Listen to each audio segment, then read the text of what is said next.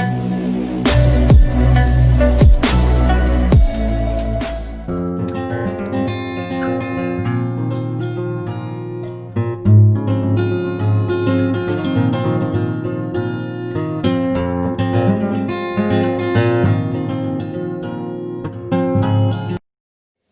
Next chapter है आपका integral. Integral मतलब इंटीग्रेशन। और इसमें सबसे पहले मैं आपको इसके बेसिक फॉर्मूलाज बताऊंगा, ठीक है? तो ध्यान से देखेंगे आप। तो फर्स्ट इसका फॉर्मूला है integration of x raise to power n dx is equal to, और ये रहेगा x raise to power n plus 1 upon n plus 1 plus c। ये फर्स्ट फॉर्मूला है x raise to power n के लिए। Next is integration of constant 1 dx is equal to x plus c। ये हम integration with respect to x कर रहे हैं, इसलिए यहां पे x आ रहा है, ठीक है? अगर विद रिस्पेक्ट टू यस बच्चे, मैंने बोला कि नेक्स्ट चैप्टर आपका इंटीग्रल, और इंटीग्रल में सबसे पहले हम बेसिक फॉर्मूलाज कर रहे हैं। बेसिक फॉर्मूला में फर्स्ट है integration of x raise to power n dx is equal to x raise to power n plus 1 upon n plus 1 plus c। Second है integration of constant number that is 1 with respect to x is equal to x plus c। अगर ऐसे integration of exponential e raise to power x, ऐसा कोई function आए तो उसकी integration रहती है e raise to power x plus c। Exponential की इंटीग्रेशन वही रहेगी, ठीक है? ले लो, फिर से बोल रहा हूं, बेसिक फॉर्मूला सबसे first x raise to power n, उसकी इंटीग्रेशन रहेगी x raise to power n plus 1 upon n plus 1 plus c। Second integration of 1, constant number है 1 dx, इसकी इंटीग्रेशन रहेगी x प्लस c। और एक्सपोनेंशियल की integration e raise to power x की e raise to power x ही रहती है, ठीक है? फिर ट्रिग्नोमेट्री में आ रहा हूं मैं, ट्रिग्नोमेट्रिक फंक्शन की इंटीग्रेशन।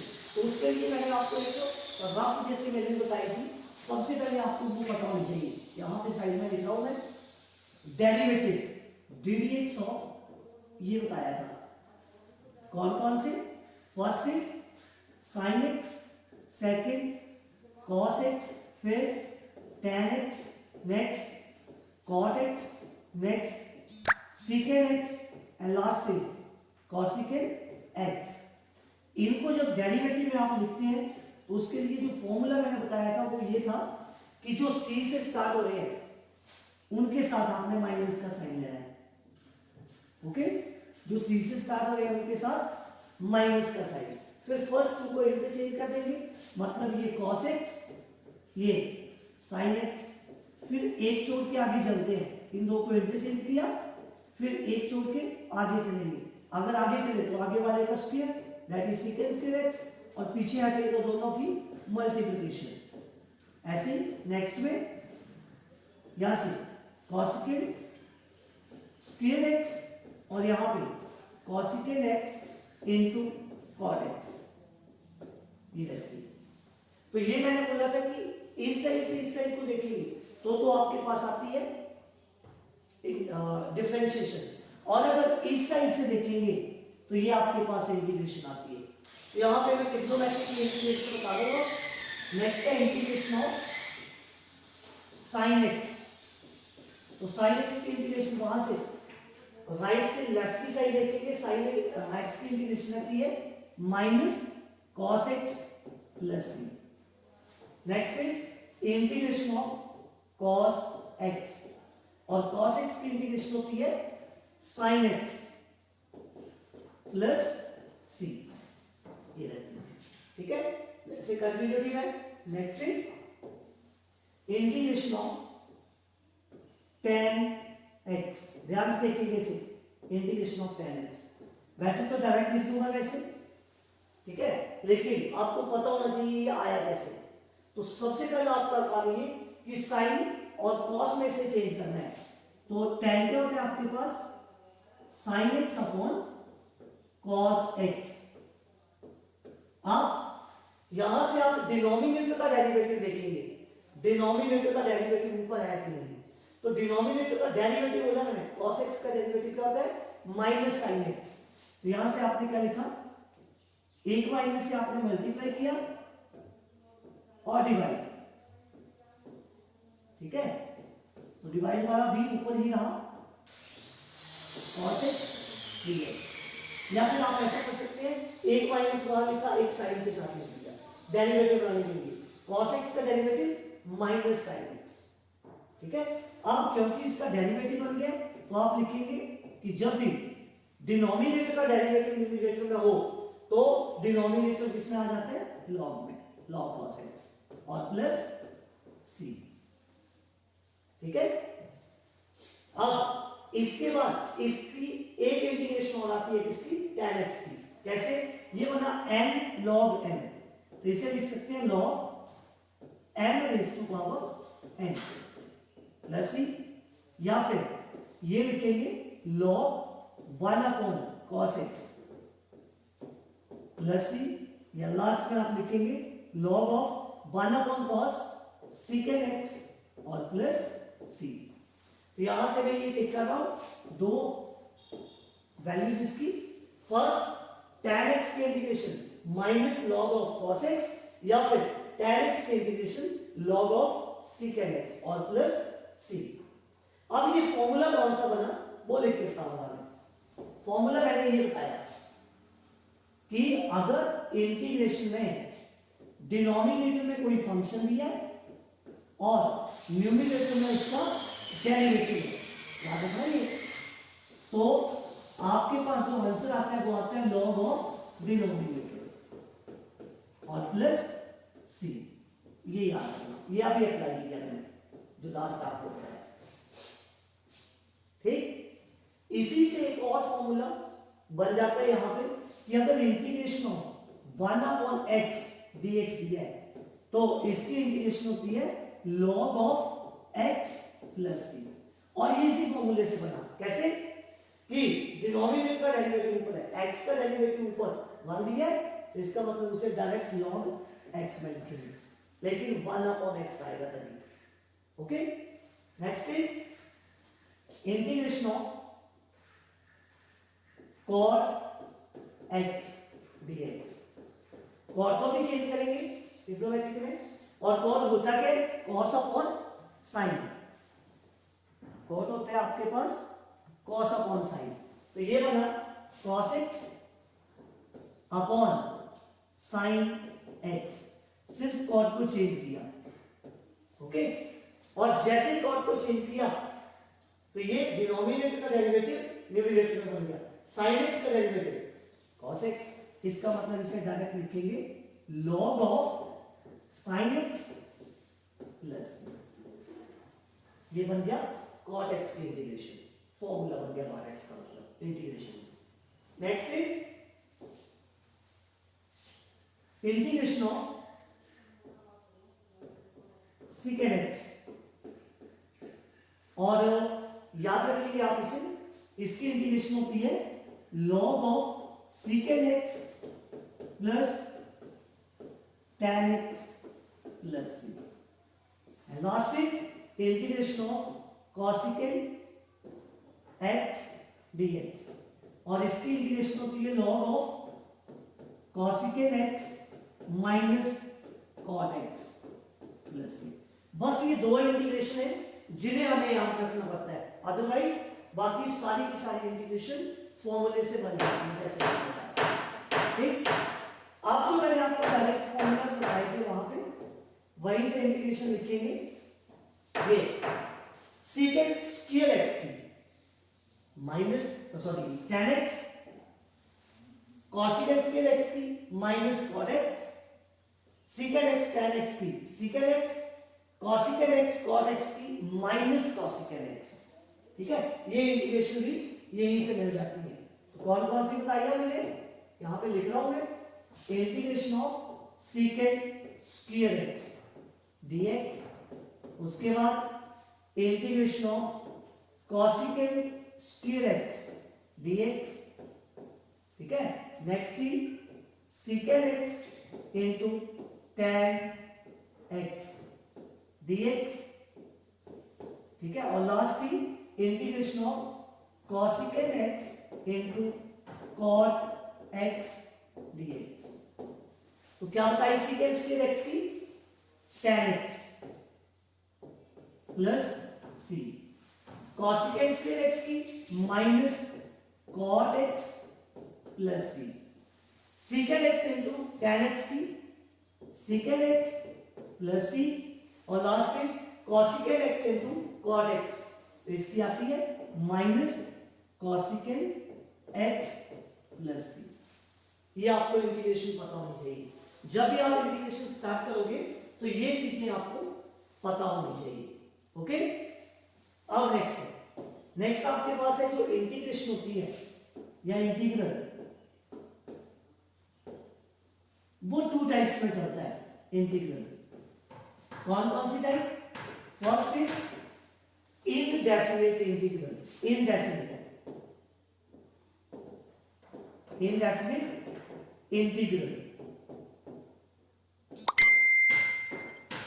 और सेकंड आता है डेफिनिट इंटीग्रल,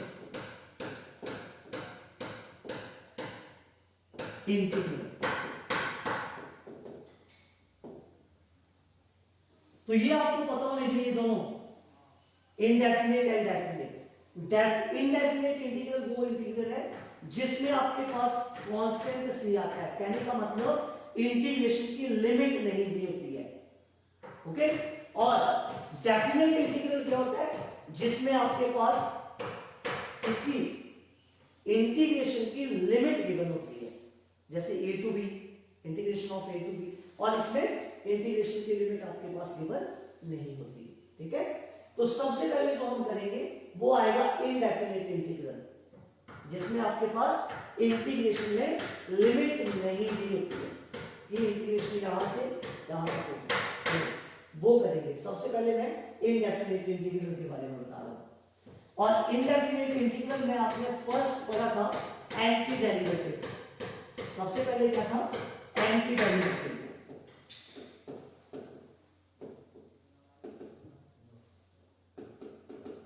एंटी डेरिवेटिव, तो एक चीज ध्यान में रखना, एंटी डेरिवेटिव इंटीग्रेशन ही होती है। ठीक है, एंटी डेरिवेटिव क्या होता है, इंटीग्रेशन। बट इन केस अगर आपके पास यहां पे फॉर्मूला लिखा है by the method of inspection, ठीक है, यहां पे अगर ये चीज लिखी है by the method of inspection,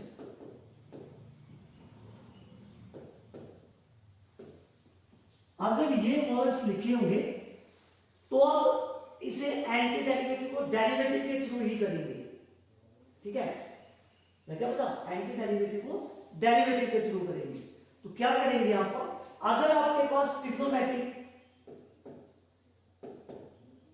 values दी है, अगर आपके पास ट्रिग्नोमेट्रिक वैल्यू दी है, तो जो आपके पास क्वेश्चन दिया होगा, ठीक है, वो इंटीग्रेशन किसकी है। ठीक है, जैसे आपके पास सपोज करो क्वेश्चन में दे रखा है cos 2x, तो इसमें आप देखेंगे cos किसका डेरिवेटिव होता है, साइन का, तो आप ये लेके चला करेंगे, we know that ddx of sine और एंगल एज इट इज, जो एंगल दिया होगा, और क्वेश्चन सॉल्व हो जाएगा। अगर आपके पास एक्सपोनेंशियल दिया है, तो एक्सपोनेंशियल में आप वही लेके चलेंगे। सपोज करो e raise to power 2x दी है, तो आप वी नो दैट में derivative e raise to power 2x का ही लेके चलेंगे। फिर से बोल रहा हूं, या अगर एक्सपोनेंशियल फंक्शन दिया होगा तो उसी का डेरिवेटिव लेके चलेंगे, जो भी आपके पास दिया है। लेकिन अगर एलजेब्रिक दिया है, तो सपोज करो ax plus b raise to power 4, आपको ये दे रखा है। ठीक है, तो इसकी एक ज्यादा पावर लेके चलेंगे, we know that ddx of ax plus b whole raise to power 5। फिर से क्लियर कर देता हूं, ट्रिग्नोमेट्री के केस में जो आपके पास बेस दिया होगा वो आपने चेक करना किसका डेरिवेटिव है, आप वो वैल्यू वी नो दैट में लेके चलेंगे। एक्सपोनेंशियल में आप वही वैल्यू लेके चलेंगे, और अगर अलजेब्रिक फंक्शन दिया तो उसकी पावर चेक करेंगे। आपने जो आंसर जो क्वेश्चन आपके पास है जब आप वी नो दैट में लिखोगे तो उसकी पावर एक ज्यादा लेके चलेंगे। ये कंडीशन है इसकी, किसकी, एंटी डेरिवेटिव की। ओके, देखो क्या सेकंड वन इज जो टाइप्स है इसकी इंटीग्रेशन की जिनके बारे में आपको बताना चाहिए, तो उसके बाद है सिंपल इंटीग्रेशन। सिंपल इंटीग्रेशन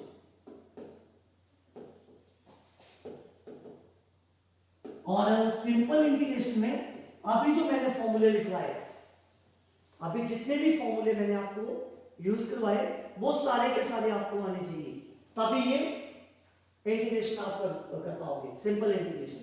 तो सिंपल में सबसे पहले क्या आया था, अलजेब्रिक फॉर्मूले, that is x raise to power n dx is equal to x raise to power n plus 1 upon n plus 1 plus c।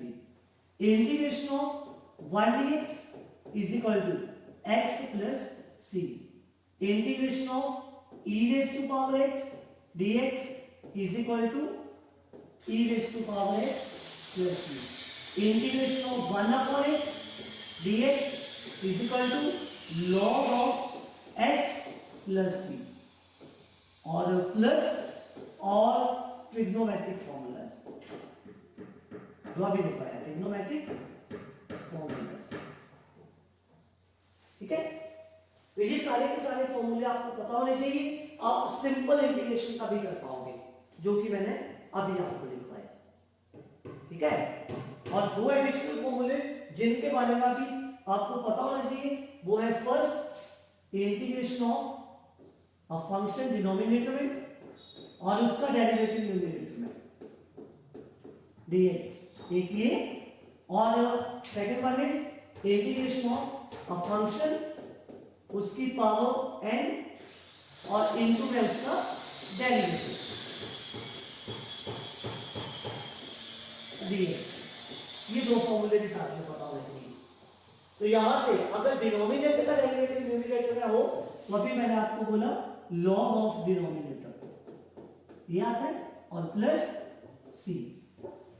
और अगर कोई फंक्शन आपके पास दे रखा है उसकी पावर भी दिया और साथ में उसका डेरिवेटिव है, ये पावर n है, तो जो फंक्शन पावर के साथ होगा उसकी पावर में 1 प्लस हो जाएगा, अपॉन में भी वही, और प्लस c। ये आंसर मेरा इतना भी।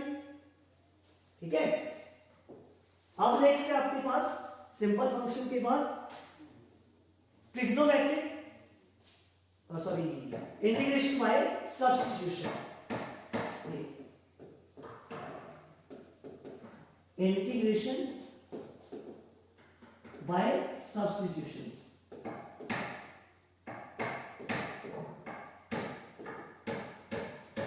ये अब इंटीग्रेशन बाय सब्स्टिट्यूशन में सबसे पहले जो आपको चीज पता होनी चाहिए वो ये कि आपने सब्स्टिट्यूट वही चीज करनी है जिसका आपके पास डेरिवेटिव दिख रहा हो। ठीक है, कोशिश करनी है, जैसे अगर आपके पास कोई क्वेश्चन स्क्वायर रूट में दिया है या क्यूब रूट में दिया है तो उसे फिर स्क्वायर रूट या फिर क्यूब रूट ही पुट करना है। ठीक, और अगर आपके पास कोई ऐसा फंक्शन दिया है जिसका डेरिवेटिव कंप्लीट नहीं हो रहा है तो आप उसे कंप्लीट भी कर सकते हैं, या उसका डेरिवेटिव करने के बाद जो चीज आपको चाहिए उसे लेफ्ट साइड में रखो, बाकी को आपने राइट साइड में लिखा है। ठीक है, और जो फॉर्मूले मैंने अभी बताए दो एडिशनल फॉर्मूला, वो इसका बहुत ज्यादा यूज हो सकते हैं सब्स्टिट्यूशन में। क्यों? क्योंकि अगर आप किसी चीज का डेरिवेटिव वहीं पे साथ में या डिनोमिनेटर का डेरिवेटिव न्यूमरेटर में बना देते हैं, ठीक है, तो सब्स्टिट्यूशन ना यूज करके आप उसमें डायरेक्ट फॉर्मूला यूज कर सकते हैं। तो एक बार फिर से लिख रहा हूं मैं दोनों को, क्या क्या बताया मैंने, इंटीग्रेशन ऑफ अ फंक्शन और उसका न्यूमरेटर में डेरिवेटिव, तो क्या बोला, is equal to log of function और प्लस ही या फिर integration of a function whose power n into the derivative of function is equal to function और उसकी पावर है एक प्लस डिनोमिनेटर में होगा। ठीक है, तो ये डायरेक्ट फॉर्मूला यूज हो जाते हैं सब्स्टिट्यूशन के मेथड में। तो दो चीजें बताई मैंने, क्या क्या, एक आप डेरिवेटिव बना दो, अगर डिनोमिनेटर में कोई वैल्यू दी है तो उसका डेरिवेटिव न्यूमरेटर में बना दो, या फिर पावर में कोई वैल्यू दे रखी है जैसे ये फंक्शन है उसकी पावर है तो जो फंक्शन है उसका डेरिवेटिव साथ में इनटू में बना दो, उसके लिए ये डायरेक्ट फॉर्मूले यूज हो जाएंगे। और अगर आपने सब्स्टिट्यूशन करना है तो सब्स्टिट्यूशन में मैंने आपको बोला कि मेन है आपका स्क्वायर या स्क्वायर रूट, स्क्वायर रूट या क्यूब रूट में मैंने बोला विद स्क्वायर रूट या विद क्यूब रूट आप उसको पुट करेंगे, और अगर विदाउट स्क्वायर रूट आपके पास सिंपल स्क्वायर में वैल्यू दे रखी है तो स्क्वायर के छोड़ के जो फंक्शन होता है उसको पुट करके उसका डेरिवेटिव फाइंड आउट करते हैं, फिर उसे अप्लाई कर देते हैं क्वेश्चन में। ठीक, नेक्स्ट इज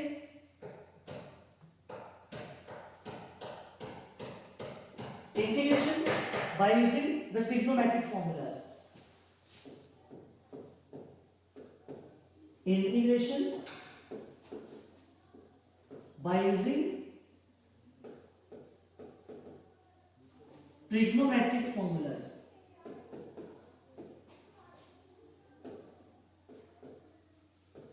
तो ट्रिग्नोमेट्रिक फॉर्मूला में मेन चीज मैं आपको ये बता दूं कि जो स्क्वायर वाले वैल्यूज होती हैं तो हमारे पास इंटीग्रेशन में सिर्फ दो ही वैल्यू है जो स्क्वायर में इंटीग्रेट कर सकते हैं।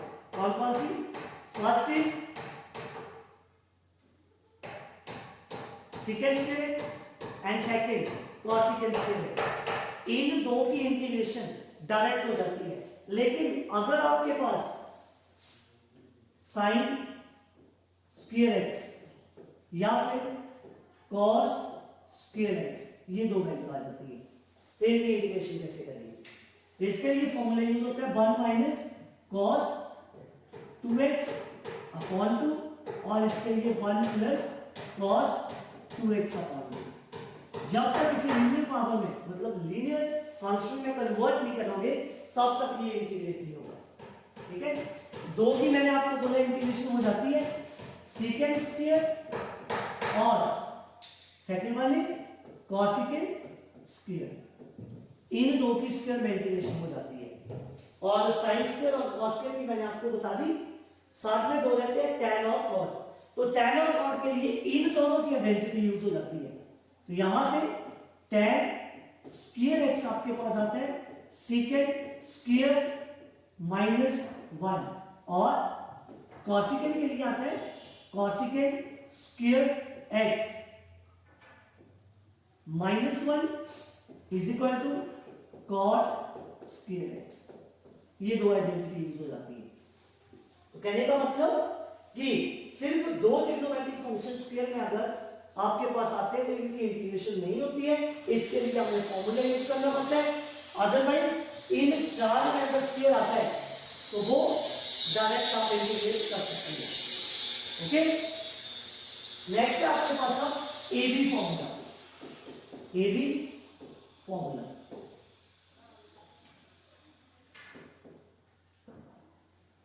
AB formula. अब ये एबी फॉर्मूला क्या है? तो ये आपने प्लस 1 में पढ़ा होता है, मैं इनकी शॉर्ट फॉर्म आपको बता रहा हूं जो कि आपको पता होनी चाहिए। A S plus S is equal to 2sc, S minus S is equal to 2cs। Next is c plus c 2cc और c minus c minus 2ss। तो इसके लिए मैं कंप्लीट फॉर्मूला आपको करके बता रहा हूं। 2 sin a cos b is equal to sin a plus b प्लस sin a minus b। 2 cos a into sin b is equal to sin a plus b minus sin a minus b। 2 cos a cos b is equal to cos a plus b plus cos a minus b, and last minus 2 sin a sin b is equal to cos a plus B minus cos a minus B. मतलब ये formula apply करके आप ये question कर सकते हैं। ठीक है, तो मेन फॉर्मूला बता रहा हूं मैं आपको कि ये चीज यूज करके आप इसकी इंटीग्रेशन इजीली कर सकते हैं। ठीक है, next is partial fraction. Integration किससे? पार्शियल फ्रैक्शन से। Partial fraction.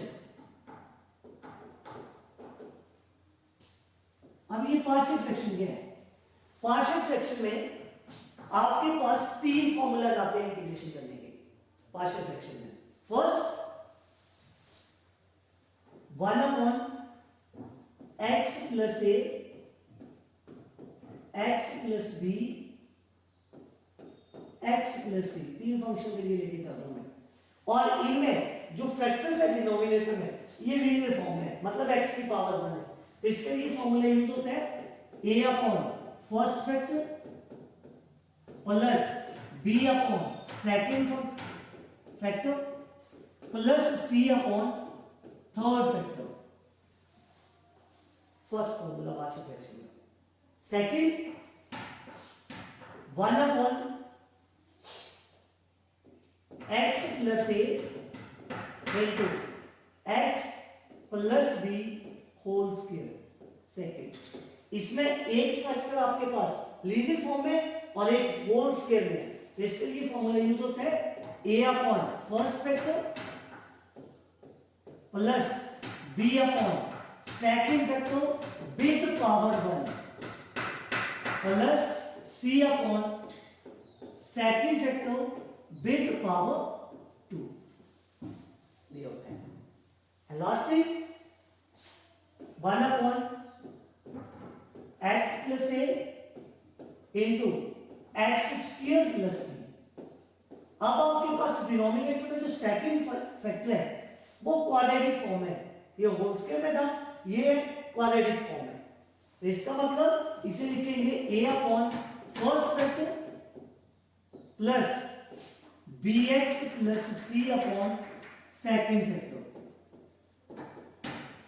तो पार्शियल फ्रैक्शन को हम ये तीन फैक्टर से सॉल्व कर सकते हैं, मतलब तीन फॉर्मूला से सॉल्व कर सकते हैं। ठीक है, और ये जो फर्स्ट पार्ट बताया इसे डायरेक्ट मेथड से भी सॉल्व किया जा सकता है। डायरेक्ट मेथड क्या है? जो इसका डिनोमिनेटर दिया होता है इसको जीरो के इक्वल पुट करो, मतलब हर एक फैक्टर को वहां से आपके पास 3 वैल्यूज आएंगी, फिर उन्हें दोबारा से फंक्शन में 1 बाय 1 पुट करो, लेकिन उस फैक्टर में आपने पुट नहीं करनी है जहां से ये वैल्यू फाइंड की गई है। ठीक है, और एक चीज, अगर आप पार्शियल फ्रैक्शन इन फॉर्मूलाज के थ्रू क्वेश्चन करते हैं तो इसमें इंटीग्रेशन पहले यूज नहीं होती है। पहले आप इसे बाय पार्शियल फ्रैक्शन इनको, मतलब इसके डिनोमिनेटर को अलग अलग करके इन एबीसी की वैल्यूज निकाल देंगे, फिर उसके बाद आप इसे इंटीग्रेट करोगे। इंटीग्रेशन का साइन पहले बिल्कुल नहीं लेना है। नेक्स्ट टाइप है इसकी पार्शियल फ्रैक्शन के बाद स्टैंडर्ड फॉर्मूलाज। कौन सी है? Standard formulas.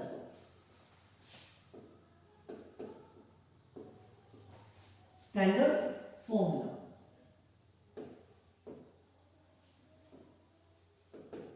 और स्टैंडर्ड फॉर्मूला आपके पास टोटल है 9। ध्यान से देखेंगे। तो first is integration of dx upon x square minus A square. Second integration of dx upon A square minus X square. And third is integration of dx upon x square plus A square या फिर ए square plus x square. तो ये first 3 formulas है जिसके denominator without square root है। ठीक है, इसके लिए फॉर्मूला यूज होता है। ध्यान में रखना, अगर बिना रूट की अगर वैल्यू दे रखी है डिनोमिनेटर में तो सबसे पहले देखेंगे दोनों पॉजिटिव तो नहीं है। अगर दोनों पॉजिटिव है तो tan का फॉर्मूला यूज होता है 1 upon a tan inverse x upon a। और दोनों में से कोई एक भी नेगेटिव है, चाहे वो कांस्टेंट हो चाहे वो वेरिएबल, तो उसके लिए यूज होता है 1/2a, 1/2a, लॉग ऑफ, यहां भी लॉग ऑफ। अब कांस्टेंट के साथ जो साइन होता है ना वो न्यूमरेटर में आता है, तो ये बनेगा x माइनस ए, डिनोमिनेटर में x प्लस ए और प्लस सी। सेकंड में कांस्टेंट के साथ प्लस का साइन है, तो ये आएगा x प्लस ए अपॉन x माइनस ए और प्लस सी। तो ये फर्स्ट 3 फॉर्मूलाज आए अभी। फॉर्मूला ऐसे ही रहेंगे, एक में ये फ्रैक्शन में आया विदाउट स्क्वायर रूट, दूसरे में फ्रैक्शन में आएगा विद स्क्वायर रूट, थर्ड में विदाउट फ्रैक्शन आएगा विद स्क्वायर रूट। तो ये फर्स्ट 3 थे। नेक्स्ट 3 है वो आपके पास 4 integration of dx upon under x square minus A square, अब विद स्क्वायर रूट आ गई। Fifth is integration of dx upon under a square minus X square, and last is sixth, मतलब 3 formulas बता रहा हूं, last तो है नहीं लेकिन सिक्स्थ है ये, अंडर एक्स स्क्वायर प्लस ए स्क्वायर। अब विदाउट स्क्वायर रूट में क्या बोला मैंने कि अगर दोनों पॉजिटिव हो गए तो tan का फॉर्मूला, यहां पे आपने माइनस साइन चेक करना है। अगर वेरिएबल नेगेटिव है तो यहां पे साइन का फॉर्मूला यूज होता है, that is sine inverse x upon a plus c। ठीक है, वेरिएबल की बात करता हूं मैं, वेरिएबल नेगेटिव है और वेरिएबल अगर पॉजिटिव है, इन दो केसेस में पॉजिटिव है, तो यहां पे फॉर्मूला आता है log of x plus under root x square minus A square plus c, या फिर अगर दोनों पॉजिटिव होंगे तो log of x plus under root x square plus A square और प्लस सी। नेक्स्ट देखिए सिक्स्थ। अब इसके लास्ट जो फॉर्मूलाज हैं वो देखेंगे आप 7, 8 and 9। 7 integration of under root x square minus A square dx। 8 integration of under root A square minus X square dx, and 9 integration of under root x square plus a square और dx। तो इसके लिए बताऊंगा मैं formula, ध्यान से देखेंगे। हर एक में पहले आएगा x upon 2, x upon 2, x upon 2, फिर जो आपके पास क्वेश्चन रहेगा या फॉर्मूला रहेगा उसे लिख देंगे under root x square plus A square, sorry minus A square, and last under root, यहां पे थोड़ा सा गलत हो गया थे, A square minus X square और यहां पे एक्स स्क्वायर माइनस ए स्क्वायर।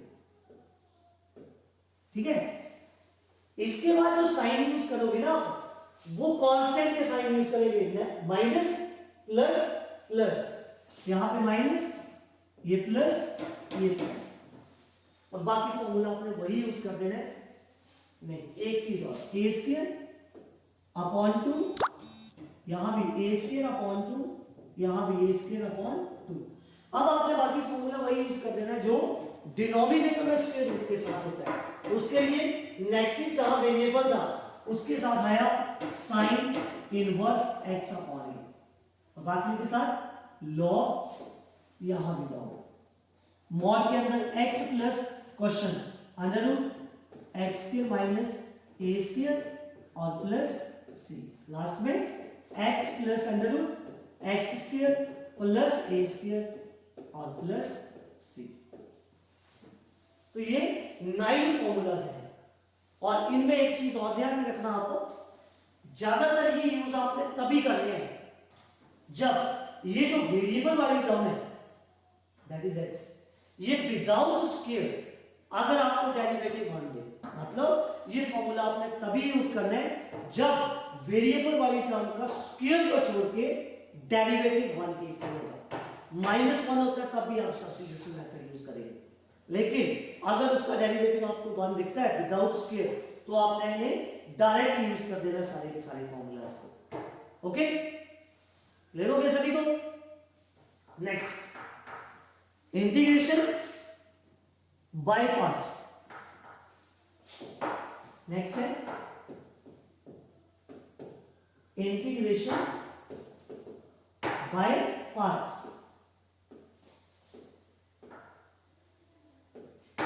बाय पार्ट्स में मैं सबसे पहले इसका फॉर्मूला लिखूंगा, बाकी बात बाद में। तो फॉर्मूला बाय पार्ट्स का रहता है integration of first function into second function. इसमें डबल फंक्शन दिए हुए हैं। क्या रहता है formula? Integration of first into second function.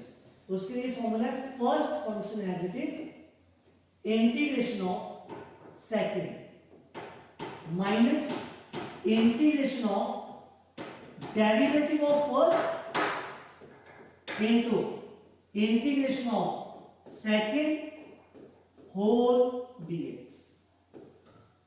ये फॉर्मूला है। तो इसमें इस सारे को सॉल्व करने के बाद जो वैल्यू आएगी उसकी इंटीग्रेशन बाद में लिखेंगे। ले लो क्या क्या बोला मैंने? फिर से बोल रहा हूं कि जब आप ये फॉर्मूला अप्लाई कर दोगे, इसके ब्रैकेट की वैल्यू को सॉल्व करने के बाद जो वैल्यू आएगी लास्ट में आप उसी को इंटीग्रेट करेंगे, पहले नहीं करेंगे। ठीक है। दूसरी बात ये कि जैसे आप प्रोडक्ट रूल यूज करते हैं तो प्रोडक्ट में आप फर्स्ट और सेकंड जिस मर्जी को ले सकते हैं, लेकिन यहां पे ये आई लेट से सॉल्व होता है। आई लेट यहां पे लिखो, आई लेट, आई लेट। और इसमें आप चलते कैसे हैं? इस साइड को, मतलब लेफ्ट टू राइट, ऐसे left to right, left to right. मतलब जो भी फंक्शन दे रखे होंगे पहले आप उन्हें आइडेंटिफाई करोगे। लेफ्ट टू राइट का मतलब है आई का क्या आएगा? फिर L A T E. I मतलब inverse trigonometric functions, L logarithmic functions, A algebraic functions, T trigonometric functions और ई एक्सपोनेंशियल फंक्शंस। ठीक है। तो इसमें सबसे पहले आइडेंटिफाई करेंगे, क्वेश्चन के साथ आई लेट लिखेंगे, फिर जो जो फंक्शन आए उन्हें टिक कर देंगे, उन्हीं के हिसाब से आपने इसे नेमिंग करनी है, मतलब वन ऑर्डर। ठीक है। फिर उसके बाद आपने उसे इंटीग्रेट करना है बाय पार्ट्स, मतलब इस फॉर्मूले से। ठीक। इसमें एक नोट याद रखना कि इसमें inverse trigonometric function, inverse trigonometric function and logarithmic function, ये दो फंक्शन कभी भी इकट्ठे नहीं आते हैं। क्वेश्चन में ये दोनों कभी भी इकट्ठे नहीं मिलेंगे आपको। इनवर्स ट्रिग्नोमेट्रिक फंक्शन और लॉगरिथमिक फंक्शन कभी भी इकट्ठे नहीं आते हैं। दूसरी चीज, ये कभी अकेले भी आए तो हम इन्हें इंटीग्रेट इसलिए नहीं कर सकते। तो इनको इंटीग्रेट करने के लिए जब ये अकेले आएंगे साथ में 1 लेना पड़ता है, और उसके बाद यही फॉर्मूला बाय पार्ट्स का यूज करना पड़ता है।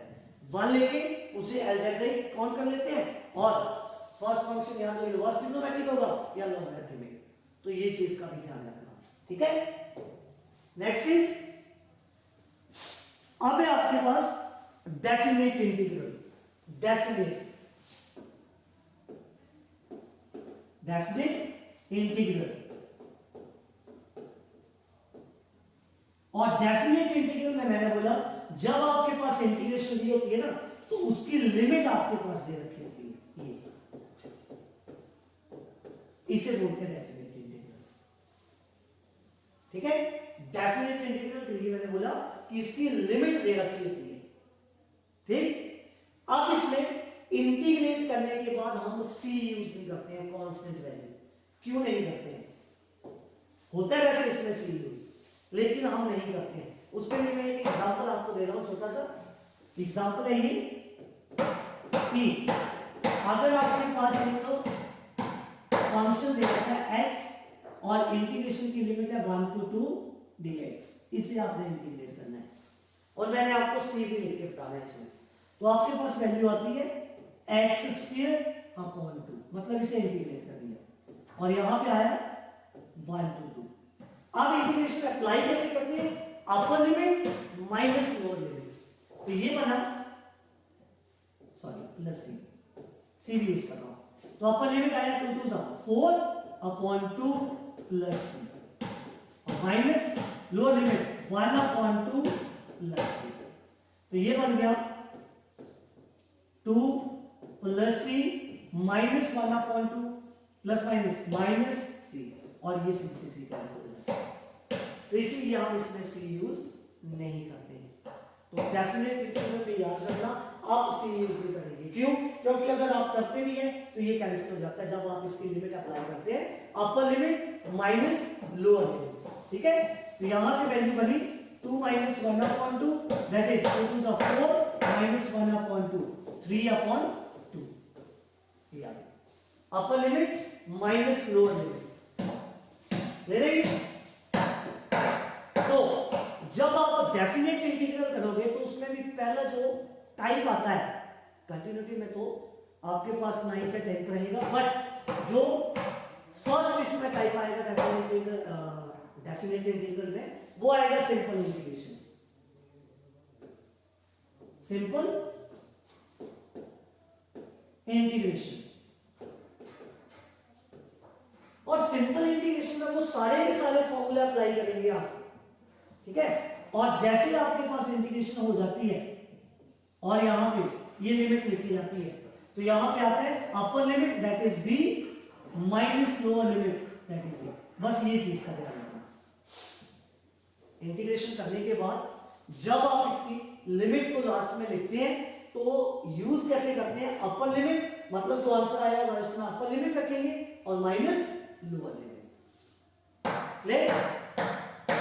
नेक्स्ट है आपके पास limit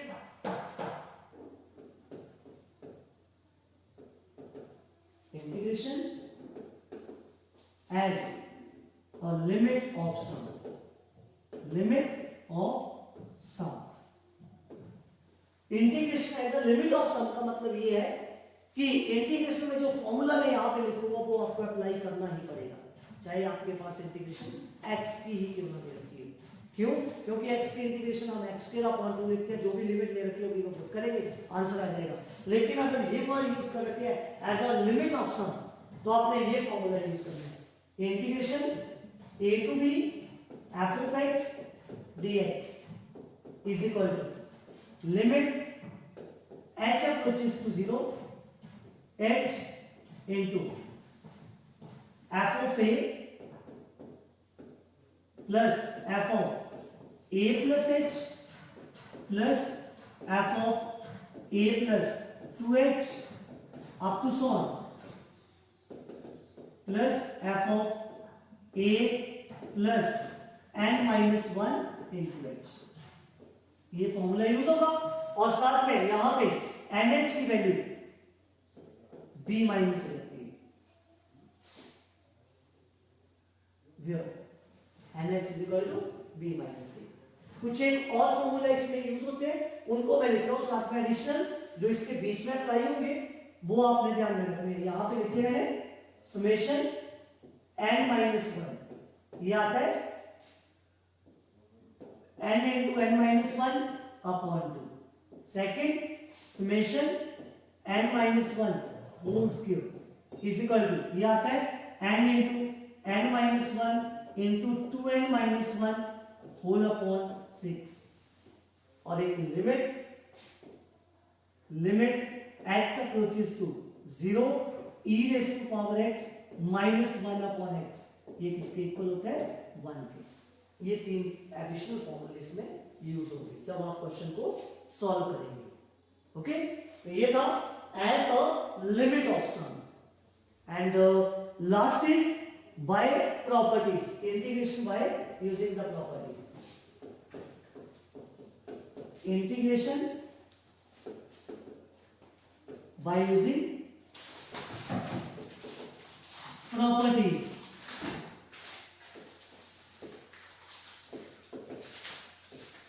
integration by using property. तो ये प्रॉपर्टीज आपको मेन आपके पास आपकी बुक में दे रखी है, जो आपको याद रखनी पड़ती है, लेकिन जो आपको मेन ज्यादा क्वेश्चन में यूज होती है वो 2-3 है। तो उसमें ये फर्स्ट आती है integration 0 to a f of x dx। तो इसके लिए जो यूज होगा वो रहेगा integration 0 to a f of a minus x dx। ये फर्स्ट जो सबसे ज्यादा यूज होती है। सेकंड, अगर कोई फंक्शन लीनियर फॉर्म में मॉड में दिया है, ठीक है, और वैल्यू कोई भी दे रखी है a to B mod x plus a plus c sorry dx। Mod में दे रखा है लीनियर फॉर्म में। लीनियर का मतलब है x की पावर 1 होनी चाहिए, तभी आपने अप्लाई करना है इसे। डायरेक्ट फॉर्मूला बता रहा हूं मैं, ये प्रॉपर्टीज वाले। तो ये बनेगा एक वैल्यू मॉड के साथ इनटू एक वैल्यू बिना मॉड के और होल ऑफ 1 2, बस ये इंटीग्रेट हो गया डायरेक्ट मेथड। क्या बोला? मॉड में अगर लीनियर फंक्शन दे रखा है तो आपके लिए ये फॉर्मूला, मतलब डायरेक्ट फॉर्मूला अप्लाई करेंगे। एक वैल्यू मॉड के साथ, एक वैल्यू बिना मॉड के इनटू में, और होल ऑफ 1 2, और इसकी इंटीग्रेशन की लिमिट अप्लाई कर दो, आंसर आ गया। ठीक है, तो ये मैंने दो आपको मेन आपको आइडेंटिटीज बता दी जो प्रॉपर्टीज में यूज होंगी। सॉरी, प्रॉपर्टीज बता दी, नॉट आइडेंटिटी, जो आपको क्वेश्चन के लिए सॉल्व करने के लिए यूज होंगी। तो बाकी आप अपनी बुक से थोड़ा देख लेंगे। ठीक है, तो ये थी आपके पास इंटीग्रेशन। इंटीग्रेशन में आपके पास डबल टाइप की integration I. First is indefinite integral, जिसमें लिमिट नहीं दी होती है इंटीग्रेशन की, and second is definite integral, जिसमें आपके पास ये लिमिट दी रखी होती है। ठीक, ओके, थैंक यू।